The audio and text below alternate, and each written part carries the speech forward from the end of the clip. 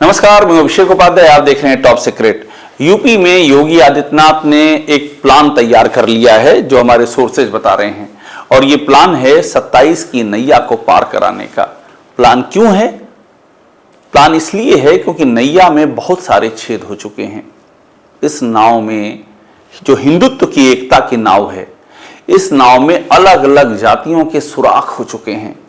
इस नाव पर एक जात विशेष का बोर्ड लगा होने का ठप्पा लग चुका है कि ये तो एक जात विशेष की नाव है, और बाकी जाति जो यहां पर हैं वो second, third, fourth, fifth category में आती हैं। ये हो चुका है 8.5 साल के शासनकाल में योगी आदित्यनाथ के। तो ऐसे में प्लान तैयार किया गया है। प्लान ये तैयार किया गया है कि कुछ भी करना है, अब जाति के चश्मे से हटना है। योगी आदित्यनाथ का नया प्लान समझिए। अब वे जाति की बातों से हट रहे हैं क्योंकि अब चुनाव सर पर आ गए हैं। उनको मालूम है कि एक जात के नाम पे वो शासन तो कर सकते हैं लेकिन चुनाव नहीं जीत सकते हैं। इसीलिए योगी आदित्यनाथ का रंग ढंग सब बदल चुका है। अब ब्राह्मणों के मुद्दे पे स्टैंड ले रहे हैं वो योगी आदित्यनाथ, जिनकी 8.5 साल की सरकारों में ब्राह्मण सबसे अधिक निशाने पर लगे, इस बात का आरोप लगा, इस बात के साक्ष्य सामने आए। वही योगी आदित्यनाथ, जब घूसखोर पंडित की बात आती है, फिल्म की बात आती है, तो यूपी में FIR दर्ज की जाती है और प्रेस नोट में योगी आदित्यनाथ के निर्देश पर यह किया गया है। यह लखनऊ पुलिस का प्रेस नोट होता है। यह क्यों है? क्योंकि योगी आदित्यनाथ बहुत परेशान है इस समय। चुनाव बीजेपी का अपना आकलन है कि उसकी स्थिति बहुत कमजोर है, और योगी को अब यह समझ में आ रहा है कि अगर इनकेस वो सत्ता उनके पास से चली गई तो बीजेपी पर जो उसका असर आएगा उसकी शायद उनको फिक्र ना हो, क्योंकि कभी वो बीजेपी का फॉर्मल हिस्सा रहे नहीं। वो गोरखपुर में उनकी अपनी हिंदुत्व वाणी चलती रही और बीजेपी में किसी पद पर नहीं रहे, और 17 में सीधे उनको बना दिया गया CM। लेकिन उनके ऊपर जो असर आएगा सत्ता से हटने का, इतने सारे आरोप हैं, फेक इनकाउंटर के आरोप हैं एक के बाद दूसरे, टारगेट किलिंग के आरोप हैं एक के बाद दूसरी, ये सारे आरोप गिना रहा हूं मैं। करप्शन के मैसिव आरोप हैं खुद योगी आदित्यनाथ के अपने विभागों में, PWD में है, खनन में है, सूचना में है, औषध प्रशासन में है, GST में है। इतने गंभीर आरोप हैं।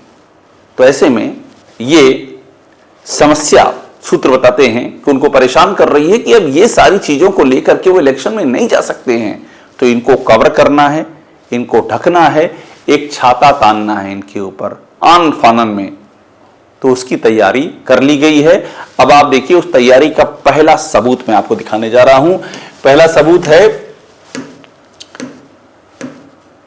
ये देखिए, यहां पर जिस तरह के पोस्टर लग रहे हैं, जिस तरह की तस्वीरें यहां पर लग रही हैं, ये देखिए।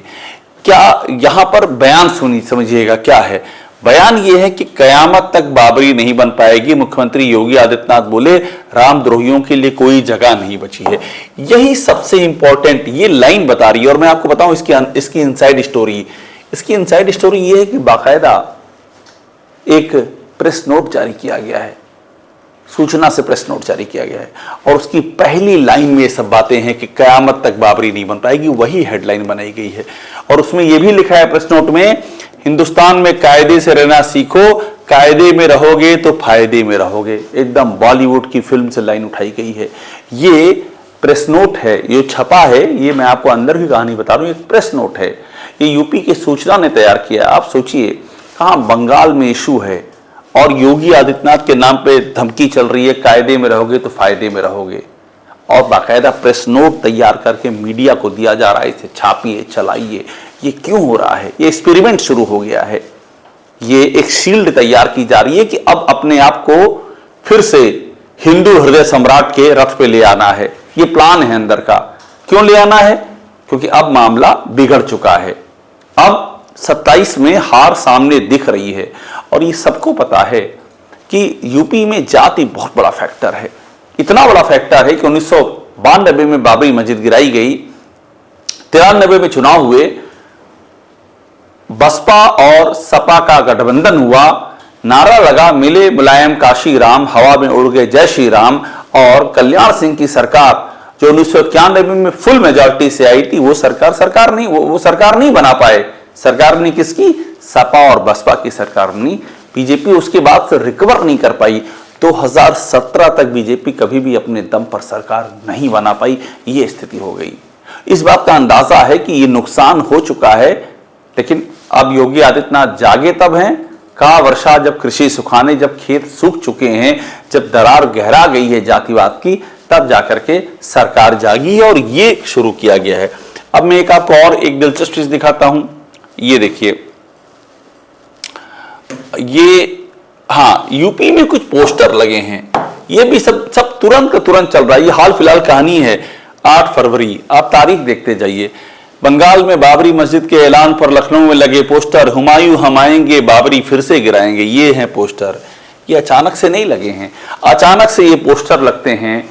उसके बाद योगी आदित्यनाथ एक भाषण देते हैं बाराबंकी में, उसके बाद आप पूरा वो ध्यान दीजिए सीरियल पर, उसके बाद सूचना विभाग प्रेस नोट जारी करता, उसमें हेडलाइन ही होती है कि क़यामत तक नहीं बनेगी बाबरी, कायदे में रहोगे तो फायदे में रहोगे, ये हेडलाइन होती है और ये मीडिया को भेजा जाता है, इसको चलाइए जम करके। ये क्यों हो रहा है? ये इसीलिए हो रहा है क्योंकि यही इकलौता रास्ता बचा है योगी आदित्यनाथ के लिए, और ये प्लान शुरू। आगे क्या होने जा रहा है इस पर बात करते हैं, वो बहुत महत्वपूर्ण है। लेकिन उसके पहले हम एक तस्वीर ये भी देख लेते हैं। ये देखिए, वही मैं जो मैंने आपको बताया था, हिंदूवादी संगठन का मुर्शिदाबाद बाबरी मस्जिद गिराने का ऐलान। अभी बनी नहीं है मस्जिद, अभी नींव भी नहीं पड़ पाई है, लेकिन गिराने का ऐलान अभी से, चूंकि 27 में चुनाव है। अब देखिए ये चल रहा है, ठाकुर और ब्राह्मण, ये ताजी खबर है उत्तर प्रदेश की। इस तरह से यूपी जातियों में बंट चुका है। अब प्लान यहां से शुरू हो रहा है। हमारे सोर्सेज ये बता रहे हैं कि अभी तो एक बात सामने आई है कि बंगाल में जो घटना घटी है उसको यूपी में कैसे इनकैश किया जाए, कैसे हिंदुओं को जगाया जाए और बताया जाए कि वो खतरे में हैं। हर चुनाव से पहले उनको ये बताया जाता है कि वो खतरे में हैं। इस बार ज्यादा बताया जाएगा क्योंकि सरकार पर ज्यादा बड़ा खतरा है, और खतरा इसलिए है क्योंकि जातियों का कॉम्बिनेशन छिटक चुका है, टूट चुका है, फूट चुका है।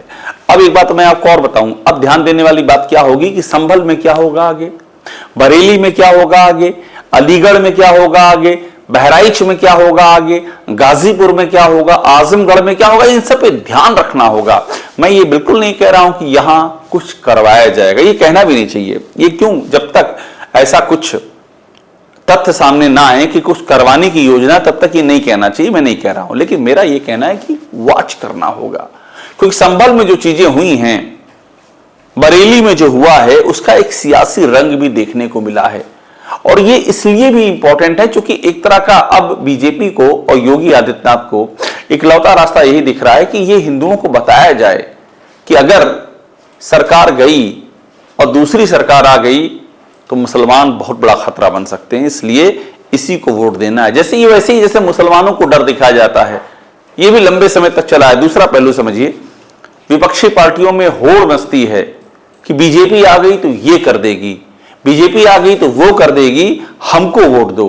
मुसलमान वोट दे देते हैं, मगर मुसलमानों का उन कथित सेकुलर पार्टियों ने आज तक क्या भला किया है, ये भी सवाल उठता है। जिनको मुसलमान 7 दशक से, आजादी के बाद से वोट देते आ रहे हैं, 7-8 दशक से, उन पार्टियों ने मुसलमानों की जिंदगी में कितना बदलाव किया है, उनकी रहन सहन, उनकी एजुकेशन, उनके रोजगार में क्या कंट्रीब्यूशन किया है। बस बीजेपी के नाम से डरा करके वोट लिया है।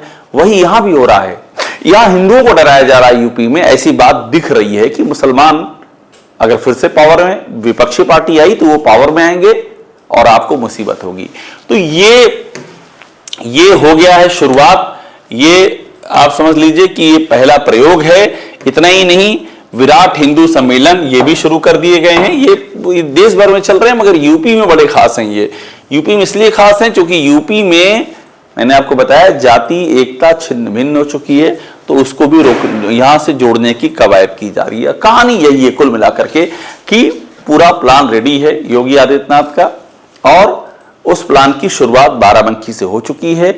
अब देखना होगा ये प्लान और कहां जाएगा, और देखना यह भी होगा कि इस प्लान के चलते क्या योगी आदित्यनाथ तमाम जो दरारें हैं, जाति दरारें हैं यूपी में, जो करप्शन के गंभीरतम आरोप हैं, छोटे मोटे नहीं बहुत बड़े आरोप हैं करप्शन के, जो प्रशासन की लाल फीताशाही है, जो बीजेपी के कार्यकर्ताओं को कूटा गया है जब करके कोई पूछने वाला नहीं रहा, क्या इन सारे घावों को भर सकेंगे?